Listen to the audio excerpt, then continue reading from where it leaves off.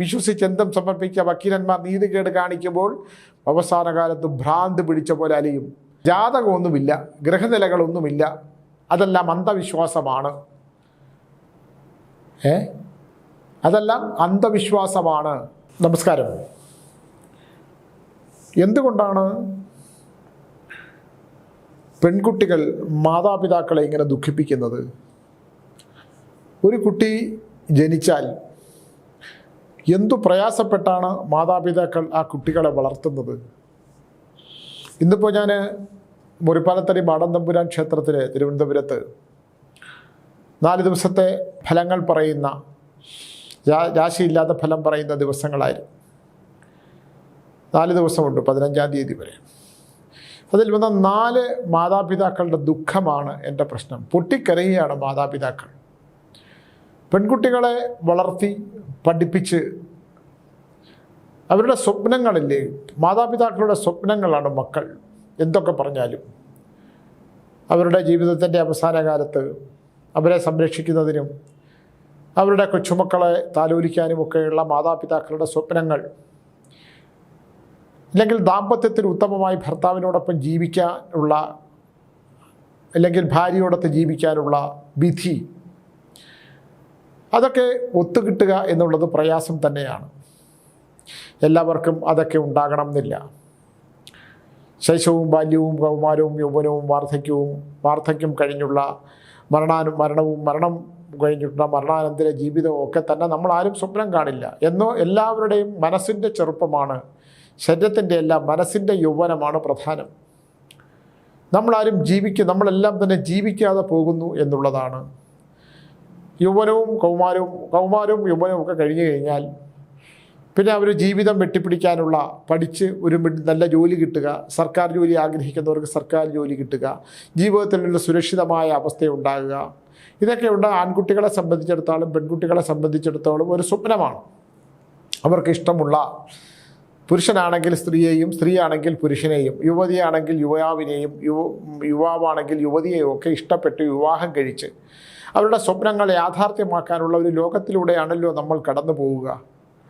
അങ്ങനെ ഇഷ്ടപ്പെട്ട വിവാഹം കഴിക്കുമ്പോൾ, ഇല്ലെങ്കിൽ മാതാപിതാക്കളുടെ ഇഷ്ടങ്ങൾക്കനുസരിച്ച്, ഇന്നത് വളരെ കുറവാണ്, മാതാപിതാക്കളുടെ ഇഷ്ടങ്ങൾക്കനുസരിച്ച് വിവാഹം കഴിക്കുന്ന ചെറുപ്പക്കാർ വളരെ കുറവാണ്.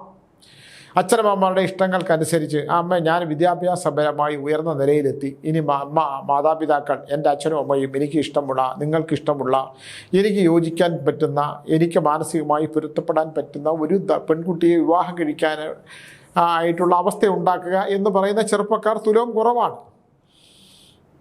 അങ്ങനെ മാതാപിതാക്കൾ കുട്ടികളെ വളർത്തിയെടുത്ത് പഠിപ്പിച്ച് പണമൊക്കെ ഉണ്ടാക്കി വെച്ചിരുന്ന, സ്വർണത്തിനൊക്കെ വളരെ വിലയാണ് അല്ലേ, വിവാഹം കഴിപ്പിക്കാനായിട്ടുള്ള അവസ്ഥകളൊക്കെ ഉണ്ടാക്കി, സമ്പാദ്യങ്ങളൊക്കെ സ്വരൂപിച്ച് കൂട്ടിവെച്ച് മകളെ വിവാഹം കഴിക്കാൻ, ഇങ്ങനെ ഒരു ഉത്തമത്തിൽ ഒരു വിവാഹം കഴിക്കാനായിട്ടുള്ള ഒരു അവസ്ഥ ഉണ്ടായിട്ടുണ്ട്, നിനക്ക് പറ്റിയ ഒരു ഗ്രഹനില അനുസരിച്ചിട്ടുള്ള ഒരു വരൻ വന്നിട്ടുണ്ട്, ഇല്ലെങ്കിൽ ഒരു വധു വന്നിട്ടുണ്ടെന്ന് പറയുമ്പോൾ പെൺകുട്ടി പറയുന്നു, എനിക്ക് അത് നടക്കില്ല.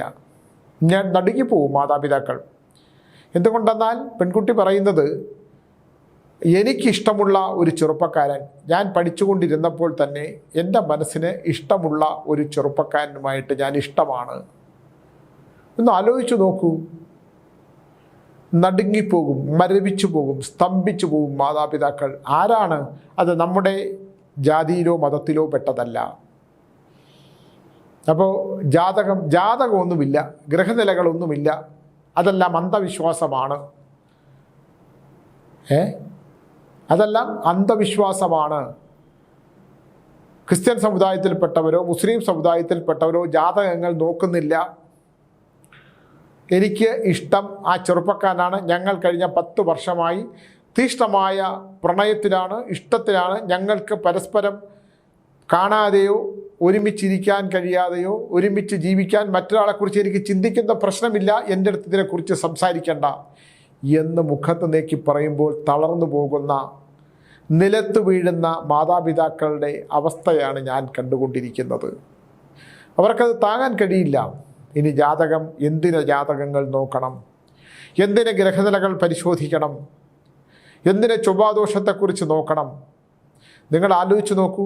ക്രിസ്ത്യൻ സമുദായത്തിൽപ്പെട്ടതാണെങ്കിലും മുസ്ലിം സമുദായത്തിൽപ്പെട്ടതാണെങ്കിലും എന്തെല്ലാം വേർപാടുകളാണ്. വിവാഹ ജീവിതം കഴിഞ്ഞ് പൊരുത്തങ്ങൾ നോക്കി വിവാഹം കഴിച്ചില്ലെങ്കിൽ, ഗൃഹനിലകൾ നോക്കി വിവാഹം കഴിച്ചില്ലെങ്കിൽ സംഭവിക്കുന്നത് അല്ലേ? അംഗവൈകല്യമുള്ള കുട്ടികൾ ജനിക്കുക, ബുദ്ധിമാന്ദ്യമുള്ള കുട്ടികൾ ജനിക്കുക, ഇതെല്ലാം തന്നെ ഗൃഹനിലകൾ പരിശോധിച്ച് വിവാഹം കഴിച്ചില്ലെങ്കിൽ ജീവിതത്തിൻ്റെ ഒരു ഘട്ടം കഴിയുമ്പോൾ സംഭവിക്കുന്ന, ഗ്രഹങ്ങൾ പിഴച്ചാൽ കേതുദശ, രാഹുർദശ, ചൊവ്വാദോഷം, ഇതെല്ലാം നിലവിൽ ഉണ്ട് എന്നുള്ള കാര്യത്തിനകത്തൊന്നും എനിക്ക് യാതൊരുവിധ സംശയവുമില്ല. എൻ്റെ മുമ്പിലെ ഒരു പഠനമാണിത്. ഞാൻ പൂർവ്വജന്മം നോക്കും. പൂർവ്വജന്മം നോക്കിയിട്ട് ഈ ഗ്രഹനില അനുസരിച്ച് കുഴപ്പമില്ല, സന്താനങ്ങൾക്ക് ദോഷമുണ്ടോ, ജനിക്കാൻ പോകുന്ന സന്താനങ്ങൾക്ക് ദോഷമില്ലെങ്കിൽ അവർ അടിച്ച് ജീവിച്ചോട്ടെ. ഇപ്പോൾ ഉത്തമമായിട്ട് ഇപ്പോൾ ടി വിയിലൊക്കെ കാണുകയുള്ളൂ, ഉത്തമ ദാമ്പത്യങ്ങളായിട്ട് ചേർത്ത് പിടിച്ച് നടക്കുന്ന, കൈപിടിച്ച് കോർത്ത് നടക്കുന്ന ദമ്പതിമാർ തന്നെ ഒരു ഘട്ടം കഴിയുമ്പോൾ പ്രശ്നങ്ങളുണ്ടാകും. എല്ലാ ദാമ്പത്യത്തിലും പ്രശ്നങ്ങളുണ്ടാകും, പൊരുത്തക്കേടുകളുണ്ടാകും അല്ലേ? ചട്ടിയും കലവുമാകുമ്പോൾ തട്ടിയും മുട്ടിയും ഇരിക്കുമൊക്കെ പണ്ടത്തെ ആൾക്കാർ പറയുന്ന പോലെ ദാമ്പത്യം കലഹമുണ്ടാകാം, എന്നാലും അത് കുറച്ച് കഴിയുമ്പോൾ മാറാം അല്ലേ? അങ്ങനെയൊക്കെ ഉണ്ടാകാം. പരസ്പരം വിട്ടുവീഴ്ചയോടുകൂടി ജീവിക്കുമ്പോഴാണല്ലോ ദാമ്പത്യം ഉണ്ടാകുന്നത്. എന്തായാലും ഇന്ന് വന്ന 3-4 മാതാപിതാക്കളുടെ ദുഃഖം എന്നെ വല്ലാതെ വേദനിപ്പിച്ചു എന്നുള്ളതാണ്. എന്താണ് ചെയ്യാൻ കഴിയുക? കുട്ടിയെ വിദ്യാഭ്യാസത്തിനായിട്ട് വിട്ടുകഴിഞ്ഞാൽ കുട്ടി പോയി ഇഷ്ടമുള്ള ചെറുപ്പക്കാരനെ വിവാഹം കഴിക്കുന്നു, വിവാഹം കഴിക്കാൻ താല്പര്യപ്പെടുന്നു, അവരുമായിട്ട് ഇഷ്ടമുണ്ടാകുന്നു, ബന്ധമുണ്ടാകുന്നു. ശാരീരിക ബന്ധം ഉണ്ടാകണമെന്നില്ല, മാനസികമായ അടുപ്പമുണ്ടാകുന്നു, മാനസിക ബന്ധമുണ്ടാകുന്നു, പരസ്പരം പിരിയാൻ പറ്റാത്ത അവസ്ഥയുണ്ടാകുന്നു. പക്ഷേ ഗ്രഹനിലകൾ തമ്മിൽ യോജിപ്പിച്ചാൽ, ദശാസന്ധികൾ ഉള്ള പാപപരിഹാരങ്ങളില്ലാതെ വന്ന അവസ്ഥകളുണ്ടായാൽ, ഈ വിവാഹം കഴിച്ചാൽ ഉണ്ടാകാൻ പോകുന്ന വിപത്തുകളെക്കുറിച്ച് നമ്മൾ പറഞ്ഞു കൊടുത്താൽ, ആ സമയത്ത് ചോര തിളയ്ക്കുന്ന നേരമാണ്, ചോര ആവിയായി പറക്കുന്ന കാലമാണ്. നമ്മളൊന്നും പറഞ്ഞാൽ മാതാപിതാക്കൾ ശത്രുവാവും.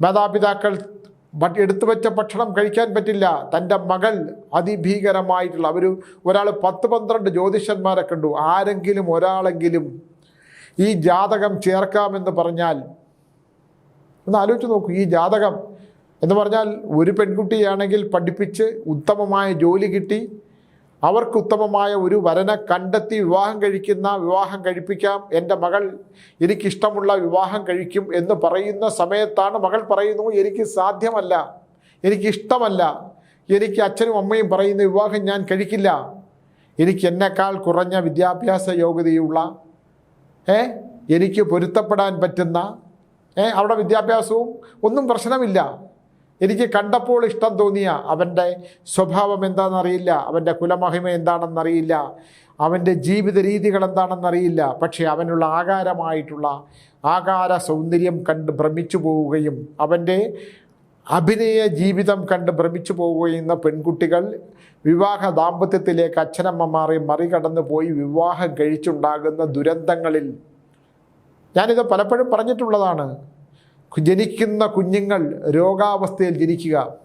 ഒരു കുട്ടി ഒരു വിവാഹം നടത്തരുത്, ഈ വിവാഹം കഴിക്കരുത്, ആ സ്വാമിക്ക് ഭ്രാന്താണ്, ഇതൊക്കെ പറയും, അങ്ങേര് ചുമ്മാ കള്ള സ്വാമി വന്നിരുന്ന് ഇതൊക്കെ പറയും, നിങ്ങൾക്ക് വേറെ ജോലിയൊന്നുമില്ലേ എന്ന് പറഞ്ഞ് വിവാഹം കഴിപ്പിച്ചു. കുട്ടിക്ക് ഹൃദയത്തിന് വാൽവില്ല. കുറേ കഴിഞ്ഞ് അവർ തമ്മിൽ ഭയങ്കര പ്രശ്നമായി. എനിക്കിനി നിൻ്റെ കൊച്ചിനെ നോക്കി പണം ഉണ്ടാക്കി തരാനുള്ള മാനസികാവസ്ഥയും സാമ്പത്തികാവസ്ഥയും ഇല്ല. നീ നിൻ്റെ അച്ഛന് ഇഷ്ടം പോലെ പണമുണ്ടല്ലോ, അയാളെ നിന്ന് പൈസ മേടിച്ചു വിടാമെങ്കിൽ ശരിയാക്കിക്കോ, ഇനി ഈ കൊച്ചിനെ നോക്കി ഈ കൊച്ചിൻ്റെ വാൽവുണ്ടാക്കിയെടുക്കാനൊന്നുമുള്ള അവസ്ഥ എനിക്കില്ല എന്ന് പറയുമ്പോൾ ആ കുഞ്ഞിനെ നെഞ്ചോട് അടുക്കി പിടിച്ച് മരിച്ചാൽ മതി എന്ന് പറയുന്ന ഒരു പെൺകുട്ടി എൻ്റെ മുമ്പിലേക്ക് വന്നു. ഞാൻ എൻ്റെ അച്ഛനമ്മമാരോട് ചെയ്ത ഏറ്റവും വലിയ ദുരന്തമാണ്, ഞാൻ ഈ ദുഃഖം അനുഭവിച്ചേ പറ്റൂ.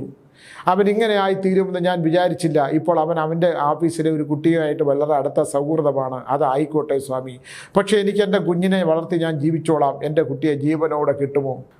എസ്യൂറ്റിയില്ല അവിടെ എങ്ങാണ്ട് പോയി നോക്കിയപ്പം ആ കുട്ടിയുടെ ഹാർട്ട് നല്ലൊരു കുട്ടി, കണ്ടാൽ നല്ല വെളുത്ത് തൊടുത്ത, പക്ഷേ ജനിക്കാൻ പാടില്ലാത്ത കുട്ടി. ഈ വേർപെട്ട് പോയതേ പറ്റൂ എന്ന് വിചാരിച്ചാൽ എൻ്റെ DNA പ്രേക്ഷകരുണ്ടോ ചോദിക്കും, എന്നാൽ ഉത്തമത്തിൽ ജീവിക്കുന്ന എല്ലാ ദാമ്പത്യവും ഉത്തമമാണോ എന്ന്? അല്ല. പക്ഷേ എന്നാൽ പോലും നമുക്ക് ഒരുമിച്ച് പൊരുത്തപ്പെടാൻ പോകുന്ന തരത്തിൽ മുമ്പിലോട്ട് പോകാൻ തരത്തിലുള്ള ദാമ്പത്യങ്ങൾ അതല്ലേ ജീവിതത്തിൽ സമാധാനവും ശാന്തിയുമല്ലേ വളരെ നല്ലത്. അച്ഛനമ്മമാരെ വേദനിപ്പിച്ചുകൊണ്ട് കൈ വളരുന്നോ കാല് വളരുന്നോ എന്ന് പറഞ്ഞ് നോക്കി നെഞ്ചോട് ചേർത്ത്, ഒന്ന് വയ്യാതായ തളർന്ന് വീണ് പോയാൽ നെഞ്ചോടടുത്ത് പിടിച്ചുകൊണ്ട് ഓടി ആശുപത്രിയിലേക്ക് പോയി എൻ്റെ മകനെ എൻ്റെ കുഞ്ഞെ എന്ന് പറഞ്ഞ് വളർത്തിയെടുത്തുകൊണ്ട് വരുന്ന അല്ലേ, വളർത്തിയെടുത്തു കൊണ്ടുവന്ന് അവനെ വളർത്തി ഒരു നല്ല അവനെ ആണെങ്കിലും അവളെ ആണെങ്കിലും ഉത്തമ മക്കളായിട്ടൊക്കെ വളർത്തിയെടുത്ത് പഠിപ്പിച്ച് സുന്ദരിമാരും സുന്ദരന്മാരും ഒക്കെ ആക്കി കഴിയുമ്പോൾ അവർ ചെന്ന് പെട്ട് ജീവിതം കഷ്ടപ്പാടിൻ്റെയും ദുരന്തങ്ങളുടെയും ദുരിതങ്ങളുടെയും അവസ്ഥയിലേക്ക് പോയി പെട്ട് നിലത്ത് ഒഴുക്കിനെതിരെ നീന്തുക എന്ന് പറയും. സഹിച്ചു പോകുന്ന മാതാപിതാക്കൾ, അവരുടെ ദാമ്പത്യം, അവർ രണ്ടുപേരും തമ്മിലുള്ള, എനിക്ക് ഇന്ന് വന്ന 3-4 മാതാപിതാക്കളും മക്കൾ ഇഷ്ടത്തിന് വിവാഹ ജീവിതം ഉണ്ടാകുമ്പോൾ ദുരന്തത്തിലാണ്. എനിക്ക് ഒരു ജാതകത്തെ സംബന്ധിച്ചിടത്തോളം എനിക്ക് വളരെ കഷ്ടമാണ്. നമുക്കെല്ലാമൊന്നും അവരോടൊന്നും പറയാൻ കഴിയില്ല അല്ലേ. അച്ഛനമ്മമാരോട് പറയുന്നതിനൊക്കെ ഒരു പരിധിയില്ലേ. ഈ വിവാഹം കഴിച്ചാൽ ഉണ്ടാകാൻ പോകുന്ന വൈധവ്യ ദോഷം, ദശാസന്ധികൾ ഒരുമിച്ച് വന്നാൽ ഉണ്ടാകുന്ന വൈധവ്യം ഉറപ്പായിട്ടും ഉണ്ടാവും അല്ലേ. എന്തെല്ലാം അപകടങ്ങളാണ് ഉണ്ടാകുന്നത് അല്ലേ. അത് സന്താനങ്ങൾ ജനിക്കാതിരിക്കുക, നാഗശാപം, നാഗങ്ങൾക്ക് ദുരിതമുണ്ടാകുക. അപ്പോൾ ഇതൊക്കെ തന്നെ ഒരാളാണെങ്കിൽ ഒരു പയ്യൻ വിവാഹം കഴിച്ച് ഡൈവോഴ്സ് ചെയ്തിട്ട് അത് മറച്ചു വെച്ച് ഈ പെൺകുട്ടിയെ രജിസ്റ്റർ മാരേജ് കഴിക്കാനായിട്ട് രജിസ്റ്റർ ഓഫീസിൽ ചെല്ലുമ്പോൾ രജിസ്റ്റർ ഓഫീസർ ചോദിച്ചു ആദ്യത്തെ വിവാഹം ഡൈവോഴ്സ് ആയോ എന്ന് ചോദിക്കുമ്പോഴാണ് ഈ പെൺകുട്ടി അറിയുന്നത്. ഒന്ന് ആലോചിച്ച് നോക്കി, നടുങ്ങിപ്പോയി ആ പെൺകുട്ടി. അവൾക്ക് അവിടെ ഒന്നും പറയാൻ പറ്റിയില്ല, അവിടെ തുടങ്ങിയില്ലേ. ഒന്ന് ആലോചിച്ച് നോക്കൂ. അച്ഛനമ്മമാരെയും ധിക്കരിച്ചുകൊണ്ട് അച്ഛനമ്മമാരോട് പറയാതെ വിവാഹ രജിസ്റ്റർ ഓഫീസിൽ ചെന്ന് അവിടെ ഫോട്ടോയൊക്കെ ഇട്ട്, ഫോട്ടോ ഇടുമല്ലോ, ഒരു 6 മാസം അത് ഇട്ടേക്കും, ആർക്കെങ്കിലും ഒബ്ജക്ഷൻ ഉണ്ടെങ്കിൽ പറയാൻ. അതൊക്കെ പോസ്റ്റ്മാനെ സ്വാധീനിച്ച് അതെല്ലാം വലിച്ചു കീറി കളഞ്ഞ് വിവാഹ രജിസ്റ്റർ ഓഫീസിൽ ചെന്നപ്പോൾ അവിടെ കണ്ട രജിസ്റ്റർ ഓഫീസിൽ ഒരാൾ ചോദിച്ചു, എടാ മോനെ നിൻ്റെ ആദ്യത്തെ കല്യാണം അത് ഡൈവോഴ്സ് ആയോ എന്ന് ചോദിക്കുന്ന അവസ്ഥയിലേക്ക് അവിടെ വന്ന ഒരാളാണ് ആ രജിസ്റ്റർ ഓഫീസിലുള്ള ആരോ ചോദിച്ചു. അതെന്തോ പറയുമ്പോൾ അങ്ങനെ അവിടെ വെച്ച് ആ പെൺകുട്ടി നടുങ്ങിപ്പോയി. വിവാഹം നടന്നില്ല അതിനകത്ത്. അപ്പോൾ ഇതൊക്കെ മറച്ചു പിടിച്ചുകൊണ്ട്, മാതാപിതാക്കളെ തെറ്റിദ്ധരിപ്പിച്ചുകൊണ്ട്, മാതാപിതാക്കളെ മറച്ചു പിടിച്ചുകൊണ്ട്, അങ്ങനെ ചെറുപ്പക്കാർ ആൺകുട്ടികളെ സംബന്ധിച്ചിടത്തോളം അവർ താൽക്കാലികമായ ശാരീരികമായ സുഖത്തിന് വേണ്ടിയിട്ടല്ലെങ്കിൽ മാനസികമായ സുഖത്തിന് വേണ്ടിയിട്ടല്ലെങ്കിൽ അവർക്കിതൊക്കെ ഒരു വളരെ രസകരമായിട്ടുള്ള കാര്യമാണ്. പക്ഷേ പെൺകുട്ടികളെ സംബന്ധിച്ചിടത്തോളം ഇല ചെന്ന് മുള്ളിൽ വീണാലും മുള്ള് ചെന്ന് ഇലയിൽ വീണാലും നാശം ഇലയ്ക്ക് തന്നെയാണ് എന്ന് പണ്ടുള്ള ആൾക്കാർ പറയുന്നത് പോലെ മാതാപിതാക്കളെ വേദനിപ്പിച്ചുകൊണ്ട് ചെയ്യുന്ന ഇത്തരം കർമ്മങ്ങൾ ജീവിതത്തിലുടനീളം വന്നു ചേരുന്ന മഹാവിപത്തുകൾക്ക് നമ്മൾ തന്നെ ഉത്തരം കണ്ടെത്തേണ്ടി വരും ഇല്ലേ. എത്രയെത്ര ദാമ്പത്യങ്ങളാണ്, എത്രയെത്ര വിവാഹമോചന കേസുകളാണ്. അമ്മായിമ്മമാരുടെ പ്രശ്നങ്ങൾ. ഞാൻ ഈ അടുത്ത കാലത്ത് ഒരു സംഭവം അറിയുന്നതാണ്. നല്ലൊരു പെൺകുട്ടി, ആ പെൺകുട്ടി അച്ഛനമ്മമാർ പറയുന്നതനുസരിച്ച് വിവാഹം കഴിച്ചു. അതേസമയം ആ പെൺകുട്ടിക്ക് ഒരു ചെറുപ്പക്കാരനുമായിട്ട് ഇഷ്ടമുണ്ടായിരുന്നു.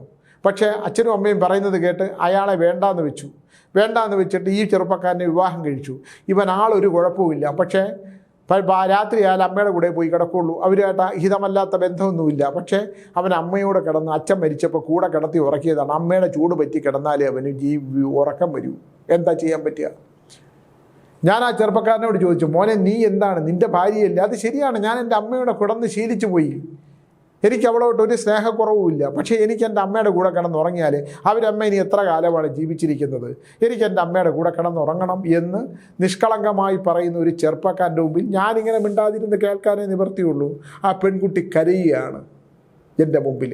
വേറെ ഒരു കുഴപ്പമില്ല, അവൻ്റെ അമ്മയുടെ കൂടെ കിടന്നുറങ്ങണം. പണ്ട് A.T. ഗോപന്റെ പുനർജന്മം എന്ന് പറയുന്നൊരു സിനിമയുണ്ട് പഴയ. അപ്പോൾ ഇതാണ് അവസ്ഥ. ഇതുപോലുള്ള ദാമ്പത്യത്തിലെ പൊരുത്തക്കേടുകൾ, ചില വിധികൾ, ഇതെല്ലാം തന്നെ വളരെ കഷ്ടമാണ്. കുട്ടികളെ ദൈവം തന്ന ജീവിതം നമ്മളത് ജീവിച്ച് തീർക്കാനുള്ളതല്ലേ. മനസമാധാനവും ശാന്തിയുമല്ലേ വളരെ നല്ലത് അല്ലേ. വളരെ സമാധാനമാണ് സമ്പന്നത എന്നാണ് എനിക്ക് പറയാനുള്ളത്. അല്ലാതെ കുറേ പണം ഉണ്ടാക്കുന്നതോ കുറേ പ്രശസ്തി ഉണ്ടാക്കുന്നതോ അതൊക്കെയാണോ സമ്പന്നത? ശാന്തിയും സമാധാനവുമല്ലേ സമ്പന്നത? ഉത്തമമായി ജീവിക്കുന്നതല്ലേ സമ്പന്നത? ഇതൊക്കെ മനസ്സിലാക്കാൻ പറ്റാത്ത തരത്തിലുള്ള, മനുഷ്യന് ഒരു പനി വന്നാൽ തീരുന്നതല്ലേ ജീവിതം? ഒന്ന് വീണ് പോയാൽ താങ്ങാൻ പറ്റുന്നതാണോ? ഇപ്പം ഞാൻ ആലോചിക്കുകയാണ് മനുഷ്യൻ്റെ ഓരോ കാര്യങ്ങളെക്കുറിച്ച്. എനിക്ക് നല്ല ആരോഗ്യമുണ്ടായിരുന്ന ഒരു കാലമുണ്ടായിരുന്നു. എനിക്ക് 36 വർഷം ഡയബറ്റീസ് കഴിഞ്ഞപ്പോൾ ഇപ്പം ഞാൻ ഭക്ഷണം ഒരു നേരമാണ് കഴിക്കുന്നത്. 4 കിലോയാണ് ഇപ്പോൾ കുറഞ്ഞത്.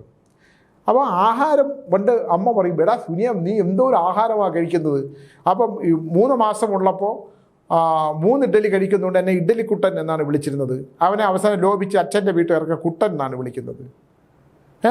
ആ 3 ഇഡ്ഡലി കഴിച്ചിരുന്ന കുടുക്ക പോലെ ഇരുന്ന ഞാൻ കണ്ടില്ലേ, വയസ്സ് 63 ആയപ്പോൾ നമ്മൾ എവിടെയാണോ പിന്നെ ഉപാസനാബലം കൊണ്ടും ഭക്ഷണം വേണ്ടാന്ന് ഒരു നേരം ഭക്ഷണമാക്കുന്നത് കൊണ്ടും ഭക്ഷണമൊക്കെ കുറച്ച് ഭക്ഷണമൊക്കെ വേണ്ടാതാകുന്നത് കൊണ്ടും നമ്മുടെ മനുഷ്യ ശരീരം എങ്ങനെയാണോ നീ ആ പൂർവ്വജന്മത്തിലുണ്ടായിരുന്ന ആ അവസ്ഥയിലേക്ക് നീ ആയിത്തീരും. ഇതൊക്കെ യാഥാർത്ഥ്യങ്ങളാണ് ഞാൻ പറയുന്നത്. തടിച്ചു കോഴി തിരുന്നിട്ട് ഒരു കാര്യമില്ല, കൊഴുപ്പടിഞ്ഞിട്ട് കാര്യമില്ല, അല്ലേ? മനുഷ്യ പിന്നെ ഫിസിക്കൽ ട്രെയിനറായിട്ടുള്ള ഒരാൾ എന്നോട് പറയുകയാണ്, ആൾക്കാർ പോയി കുറേ ഹോർമോൺസ് എല്ലാം കുത്തിവെച്ച് കുറേ മസിൽസൊക്കെ ഉണ്ടാക്കി കുറേ കാലം കഴിഞ്ഞ് ഇതൊന്നും എക്സസൈസൊക്കെ എല്ലാം ഒന്നും ആകുമ്പോഴത്തേക്ക് അസ്ഥി മാത്രമായി ശോഷിച്ച് തീരുന്ന തകർന്നു പോകുന്ന ദാമ്പത്യമുള്ള ശരീരത്തിൻ്റെ ക്ഷമത നശിച്ചു പോകുന്ന എത്രയോ യുവമിഥുനങ്ങൾ, ചെറുപ്പക്കാർ, അല്ലേ? തടിയുള്ള നമ്മൾ കാണും നല്ല മസിൽസൊക്കെ ഉണ്ടാകുമ്പോൾ ഇതാ ഇങ്ങനെയൊക്കെ ഉണ്ട്, ഇതാ ഇങ്ങനെ ഇരിക്കുകയാണ്. മനസ്സിൻ്റെ ആരോഗ്യമാണ്, വാക്കുകളുടെ ശക്തിയാണ്, കർമ്മത്തിൻ്റെ ശുദ്ധിയാണ്, ഇതൊക്കെയാണ് പ്രധാനം, അല്ലേ? കുറേ സൗന്ദര്യം ഉണ്ടായിട്ട് വല്ല കാര്യമുണ്ടോ? സൗന്ദര്യമുള്ള നന്മയില്ലാത്ത ശരീരം, നന്മയില്ലാത്ത കർമ്മമുള്ളവനാണെങ്കിൽ നല്ല സൗന്ദര്യം ഉണ്ടായിട്ട് എന്ത് കാര്യം, ഇല്ലേ? മലയാളത്തിൽ സുന്ദരനായിട്ടുള്ളൊരു നടനുണ്ട്, എന്ത് കാര്യം? വിവാഹം പോലെ നേരെ ചൊവ്വേ കഴിക്കാൻ പറ്റാത്ത ഇഷ്യൂസിൻ്റെ പുറത്ത് ഇഷ്യൂസ് ഉണ്ടാക്കി, പ്രശ്നങ്ങളുടെ പുറത്ത് പ്രശ്നങ്ങളും അതിൻ്റെ പുറത്ത് പ്രശ്നങ്ങളും, അല്ലേ? അപ്പം ഈശ്വരൻ തരുന്ന നല്ല കാര്യങ്ങൾ, ഈശ്വരൻ തരുന്ന നല്ല സൗഭാഗ്യങ്ങൾ, നല്ല മുഖങ്ങൾ, അപ്പോൾ ആ നല്ല മധുരമായിട്ടുള്ള വാക്കുകൾ പ്രയോഗിക്കാനുള്ള ചുറ്റുമുള്ള സഹജീവികളോട് പെരുമാറ്റം, ഇതൊക്കെയാണ് ഒരാളെ നല്ലതാക്കുന്നത്, ഒരാളിൽ നന്മയുണ്ടാകുന്നത്.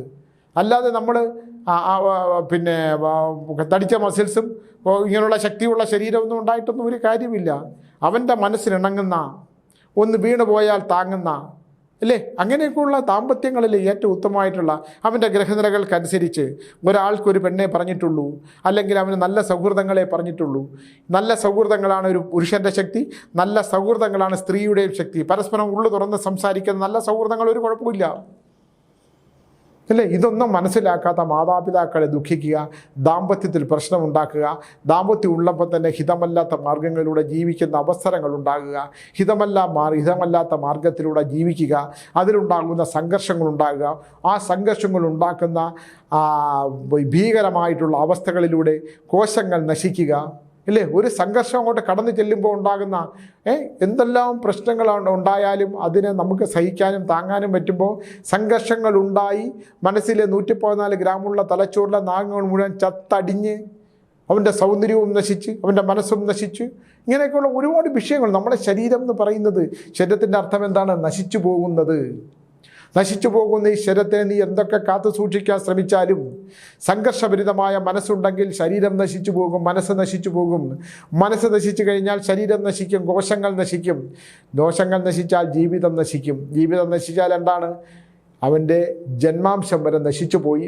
വരും ജന്മങ്ങളിൽ പോലും ഉയർത്തി നിൽക്കാൻ പറ്റാത്ത വിധത്തിലുള്ള രോഗദുരിതങ്ങളാൽ അലഞ്ഞ് കഷ്ടപ്പെട്ട് ഭ്രാന്ത് പിടിച്ച് ഒന്നുമല്ലാതായിത്തീരുന്ന മാനസിക അവസ്ഥയിലേക്ക് ചെന്ന് ചേരുന്ന എത്രയെത്ര ബന്ധങ്ങളും സൗഹൃദങ്ങളുമാണ് നമ്മൾ കാണുന്നത്, ഇല്ലേ? നമ്മൾ വാർത്തകൾ വായിക്കുന്നില്ലേ? പെൺകുട്ടികളുമായിട്ടുള്ള ഇറങ്ങിപ്പോവുക കണ്ടില്ലേ? ഒരാൾ റെയിൽവേ സ്റ്റേഷനിൽ നല്ല ജോലി ഉണ്ടായിരുന്ന ഒരു പെൺകുട്ടി റെയിൽവേ സ്റ്റേഷനിലൂടെ റെയിൽവേ ട്രാക്കിലൂടെ നടന്നു പോയി വരനോട് തീവണ്ടിക്കടിയിൽ പോയത്. അവനെന്താണ്? കുറേ കഴിയുമ്പം അയാൾ ഇറങ്ങി പോലീസ് അവിടെ കിടന്നിട്ട് ഇറങ്ങിപ്പോയി. പക്ഷേ അവൻ്റെ ജന്മജന്മാന്തരങ്ങളിൽ അവനെ ആ പെൺകുട്ടി ബന്ധിച്ചിരിക്കും. ഇരുമ്പ് പാളങ്ങൾക്കിടയിൽ ചതഞ്ഞ് തീർന്ന ആ പെൺകുട്ടിയുടെ ആത്മാവ് അവൻ എത്ര ജന്മം ജനിച്ചാലും അവനെ വിടില്ല, എത്ര ജന്മം ജനിച്ചാലും വിടില്ല. എൻ്റെ മുമ്പിലുള്ള വിഷയങ്ങളാണ്. ചതിച്ചും വഞ്ചിച്ചും പറ്റിച്ചും ജീവിക്കുന്ന പുരുഷന്മാർക്ക് കിട്ടാവുന്നത്, ഇല്ലേ? പെൺകുട്ടികൾ ആത്മഹത്യ, വിവാഹം കഴിച്ചിട്ട് സഹിക്കാൻ പറ്റാത്ത നല്ല സുന്ദരമായ പെൺകുട്ടികൾ വീട്ടിൽ തൂങ്ങി മരിക്കും. അവനെ പിന്നെ അവസാനം 10 ദിവസം ജയിലിലിട്ടിട്ട് അവൻ നല്ല വക്കീലന്മാരെയൊക്കെ വെച്ച്, വക്കീലന്മാർക്ക് അതിൻ്റെ പേരിൽ കിട്ടാവുന്ന ശിക്ഷകളൊക്കെ വളരെ വളരെ വലുതാണ്. 3-ാം തലമുറ കൊണ്ട് സർവനാശവും സംഭവിക്കും. വക്കീലന്മാർ, നല്ല വക്കീലന്മാർ എനിക്കറിയാവുന്ന ഒരുപാട് പേര് ഇപ്പോൾ ക്രിമിനൽ കേസുകൾ എടുക്കുന്നില്ല. പണമൊക്കെ ഉണ്ടാവുമായിരിക്കും, നല്ല വരുമാനമൊക്കെ ഉണ്ടാവും. പക്ഷേ ക്രിമിനൽ കേസുകൾ എടുക്കുന്ന വക്കീലന്മാർ ശ്രദ്ധിച്ചില്ലെങ്കിൽ, ഇല്ലെങ്കിൽ ക്ലയൻറ്റുകളെ ചലിക്കുന്ന, വിശ്വസിച്ച് കേസ് ഏൽപ്പിക്കുന്ന വക്കീലന്മാർ ചതിക്കും. വാദിയുടെയും പ്രതിയുടെയും പൈസ മേടിക്കും, അല്ലേ? വിളിച്ചാൽ ഫോൺ എടുക്കാതിരിക്കുകയും കറക്റ്റായിട്ടുള്ള ഇൻഫർമേഷൻ കൊടുക്കാതിരിക്കുകയും ചെയ്യും. എനിക്കത് സംഭവിച്ചുകൊണ്ടിരിക്കുകയാണ്. എനിക്ക് അത്തരം കാര്യങ്ങളൊക്കെ സംഭവിച്ചിട്ടുണ്ട്. ചതിക്കുന്ന വക്കീലന്മാർ, വിശ്വാസവഞ്ചന കാണിക്കുന്ന വക്കീലന്മാർ, ക്ലയൻറ്റിനോട് നീതി പുലർത്താത്ത വക്കീലന്മാർ, വിശ്വസിച്ച് എന്തും സമർപ്പിച്ച വക്കീലന്മാർ നീതികേട് കാണിക്കുമ്പോൾ അവസാന കാലത്ത് ഭ്രാന്ത് പിടിച്ച പോലെ അലയും. അത് എൻ്റെ മുമ്പിൽ വരുന്ന ഒരുപാട് കേസ് കെട്ടിൽ ഞാൻ പൂർവികമായിട്ട് എടുക്കുമ്പോൾ വക്കീലന്മാരാരെങ്കിലും ഉണ്ടായിരുന്നു എന്ന് ചോദിച്ചാൽ കോടിക്കണക്കിന് ലക്ഷക്കണക്കിന് സ്വത്തുണ്ടാക്കി കൊടുത്തിട്ട് അവസാനകാലം വെള്ളമിറങ്ങാതെ മരിച്ച, കള്ളം മാത്രം പറഞ്ഞ്, ബുദ്ധി കൊണ്ട് കള്ളം പറഞ്ഞ് വിവാഹം കഴിക്കാൻ പറ്റാതെ മരിച്ച ഒരുപാട് വക്കീലന്മാരുടെ കഥകളുണ്ട്. എന്നാൽ മിടുക്കന്മാരായിട്ടുള്ള, സത്യസന്ധന്മാരായിട്ടുള്ള, സത്യസന്ധമായ കേസുകൾ നടത്തുന്ന, അവരുടെ മുമ്പിൽ ചെയ്യുന്ന ക്ലയൻറ്റുകളോട് ആത്മാർത്ഥമായിട്ട് പെരുമാറുന്ന എത്ര നല്ല വക്കീൽ, നമുക്ക് കാലിത്തൊട്ട് നമസ്കരിക്കാൻ തോന്നുന്ന എത്രയോ പേർ. പക്ഷെ ഒരു ഗ്ലാസ് പാലിൽ ഒരു തുള്ളി വിഷം മതി എന്ന് പറയുന്ന പോലെ ഈ കറുത്ത കോട്ടിട്ടുകൊണ്ട് കാലനായി മാറുന്ന ഒരുപാട് വക്കീലന്മാരെക്കുറിച്ച് ഞാൻ പഠിച്ചുകൊണ്ടിരിക്കുകയാണ്. അവരുടെയൊക്കെ അങ്ങനെയൊക്കെ ജീവിച്ച ഒരുപാട് പേർക്ക് പിന്നീടുണ്ടാകുന്ന അവസ്ഥ, പണമൊക്കെ ഉണ്ടാവും, വലിയ ഗൃഹങ്ങളുണ്ടാകും, വലിയ കാറുകളുണ്ടാകും, വലിയ ആഡംബരമായ ജീവിതങ്ങളുണ്ടാകും. പക്ഷേ ജീവിതത്തിൻ്റെ അവസാന കാലം ഉണ്ടല്ലോ, നമ്മളൊക്കെ ഓടി കിതച്ച് മാത്രം, പിന്നെ കിതപ്പില്ലാതെ നടന്നു തീരുന്ന ഒരു കാലം, പിന്നെ ഇരുന്നു തീരുന്ന കാലം, പിന്നെ കിടന്നു തീരുന്ന ഒരു കാലം. ആ കാലത്തിൽ ചെയ്തു പോകുന്ന ഓരോ കർമ്മങ്ങളും, നമ്മൾ ചെയ്തു പോയ ഓരോ കർമ്മങ്ങളും നമ്മൾ എണ്ണി ഓർമ്മിക്കുന്ന ഒരവസ്ഥ. ഞാനിപ്പോൾ ഞാൻ എന്തെങ്കിലും തെറ്റുകൾ ചെയ്തിട്ടുണ്ടോ? ആ തെറ്റുകൾ ഒന്നിനും ശിക്ഷയല്ല. തെറ്റുകൾ പശ്ചാത്താപം ഒന്നിനും ശിക്ഷയല്ല. നമ്മൾ തെറ്റുകൾ ചെയ്യണം, തെറ്റുകൾ തിരുത്താൻ പറ്റുന്നതാണെങ്കിൽ തിരുത്തണം, പശ്ചാത്തപിക്കണം. അയ്യോ, എനിക്ക് അങ്ങനെ ഒരു തെറ്റ് പറ്റിപ്പോയല്ലോ, ഇനി ഞാനിതിനിപ്പോൾ എന്താണ് ചെയ്യേണ്ടത്? ഈശ്വര, അവർക്കൊന്നും ഒരു ദോഷങ്ങൾ ഉണ്ടാകരുതേ, അവർക്ക് നല്ലതുണ്ടാകണമേ, അവർക്ക് ദോഷങ്ങൾ ഉണ്ടാകരുതേ. ഇനി എൻ്റെ മരണം സംഭവിക്കുന്നതിന് മുമ്പ് അവർക്കൊക്കെ നന്മ മാത്രമേ ഉണ്ടാകുകയുള്ളൂ എന്ന് ഒരിക്കലെങ്കിലും ഈശ്വരനോട് പ്രാർത്ഥിക്കാൻ കഴിഞ്ഞാൽ പോലും നമുക്ക് നന്മയുണ്ടാകും എന്നാണ് എനിക്ക് പറയാനുള്ളത്. മനുഷ്യൻ്റെ ദുഃഖങ്ങളും ദുരിതങ്ങളും കേട്ട് ഞാൻ ഡെയിലി കേൾക്കുന്നതാണ്. എൻ്റെ മനസ്സ് തന്നെ മരവിച്ചു പോകുന്നൊരവസ്ഥ. ഇപ്പം മുറിപ്പാലത്തടി മാടൻ തമ്പുരാൻ ക്ഷേത്രത്തിൽ പോലും ഇരുന്ന് ഇങ്ങനെ ഫലങ്ങൾ പറയേണ്ട ആവശ്യമുണ്ടോ ഈശ്വര? ഞാനിതെന്തുകൊണ്ടാണ് കേൾക്കുന്നത്? ഇന്നൊക്കെ ഇരുന്ന് ഞാനിങ്ങനെ മിണ്ടാതിരിക്കുവാണ്. എന്താണ് മറുപടി പറയാൻ പറ്റുന്നത്? എന്തൊരു തീഷ്ണമായ ദുഃഖങ്ങളാണ് ദൈവം മനുഷ്യരെറിഞ്ഞു കൊടുക്കുന്നത്. സ്നേഹം എന്ന വികാരം മനുഷ്യനെറിഞ്ഞു കൊടുത്തിട്ട് ആകാശത്തിൻ്റെ അനന്തതകൾ എവിടെയോ മറിഞ്ഞിരിക്കുന്ന ദൈവത്തിനോട് എനിക്കൊരു ചോദ്യം: എന്തിനു മനുഷ്യനെ സൃഷ്ടിക്കുന്നു? എന്തിനു മനുഷ്യന് ദുഃഖങ്ങൾ കൊടുക്കുന്നു? താങ്ങാൻ പറ്റുന്ന ദുഃഖം കൊടുത്തിട്ട് ഈ അമ്പലങ്ങൾ പണിതിട്ട് അവിടെ ചെന്ന് സാഷ്ടാംഗം പ്രണാമം ചെയ്താൽ, നിലവിളിച്ച് കരഞ്ഞാൽ, അലറി വിളിച്ച് കരഞ്ഞാൽ, നിനക്ക് പരിഹാരം ചെയ്താൽ നീ അവനും സമാധാനം കൊടുക്കുമോ ദൈവങ്ങളെ എന്ന് ചോദിക്കുന്ന അവസ്ഥയിലേക്ക് നമ്മൾ പോയി ചേരുന്നു. എനിക്ക് മനസ്സിലാകുന്നില്ല, എനിക്ക് ഉത്തരങ്ങളില്ല. ഇവിടുത്തെ മനുഷ്യൻ്റെ ദുരന്തങ്ങൾക്ക് പരിഹാരങ്ങളില്ല, പൂജാകാര്യങ്ങളില്ല. അതൊക്കെ തന്നെ ഒരു പരിധി കഴിഞ്ഞാലൊന്നും നമുക്ക് ചെയ്തു തീർക്കാനും കഴിയില്ല. അപ്പോൾ ഇത്തരം കാര്യങ്ങളൊക്കെ തന്നെ ദൈവഹിതമാണ്. നീ ഏതോ ജന്മത്തിൽ ചെയ്ത പാപത്തിൻ്റെ ഫലമാണ് നീ അനുഭവിച്ചു കൊണ്ടിരിക്കുന്നത്. അതുകൊണ്ട് നമ്മൾ അറിഞ്ഞുകൊണ്ട് തെറ്റുകളിൽ വീഴാതിരിക്കുക, നമ്മൾ ശരികളിലൂടെ യാത്ര ചെയ്യുക. നമുക്കൊരാളെ പറ്റിക്കാം, വഞ്ചിക്കാം, അവൻ്റെ സ്വത്ത് സമ്പാദിക്കാം, അവൻ്റെ സ്വത്ത് തട്ടിയെടുക്കാം, ഇതെല്ലാം നമുക്ക് ചെയ്യാം. പക്ഷേ ഇതൊക്കെ തന്നെ നമുക്ക് മാത്രമല്ല, നമ്മുടെ തലമുറകൾക്ക് തന്നെ വൻ നാശമുണ്ടായി. കണ്ടില്ലേ, നമ്മുടെ ഗണേഷ് കുമാറിൻ്റെ അപ്പൂപ്പൻ കീഴുടെ രാമൻപിള്ള ഉണ്ടാക്കിയ കോടിക്കണക്കിന് രൂപയുടെ സുഹൃത്ത് അന്യം വന്നു പോകുന്നത്, മൂന്നാം തലമുറയുടെ മക്കൾ തമ്മിൽ കലാപമുണ്ടാകുന്നത്, ഭീകരമായിട്ടുള്ള അടിയുണ്ടാകുന്നത്, ഇല്ലേ? സഹോദരി വന്നിരുന്ന സഹോദരനെതിരെ സംസാരിക്കുന്നത്, അല്ലേ? അച്ഛൻ വിറവുകൊണ്ട് അച്ഛൻ്റെ ചെക്ക് ഒപ്പിട്ട് വായിക്കുന്നുള്ള ആ കഥകളൊക്കെ സ്വന്തം മകൾ തന്നെ വന്ന് പറയുന്നു, ലോകത്തോട് വിളിച്ചു പറയുന്നു. ആർ ബാലകൃഷ്ണ പിള്ളയെ പോലെ ഒരു വലിയ മനുഷ്യൻ തകർന്നു പോകുന്ന കഥകൾ, അല്ലേ?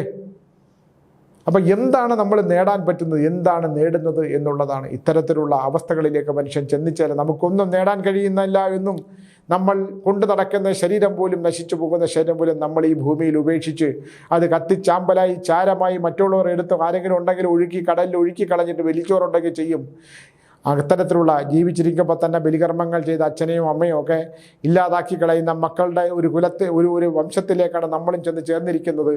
അതുകൊണ്ട് മോക്ഷപ്രാപ്തി, മരണം കഴിഞ്ഞാൽ പോലും മോക്ഷം കിട്ടട്ടെ. അങ്ങനെയുള്ള കർമ്മങ്ങൾ, സത്കർമ്മങ്ങൾ ചെയ്യണം എന്ന് പറഞ്ഞുകൊണ്ട് നിർത്തുന്നു. നമസ്കാരം.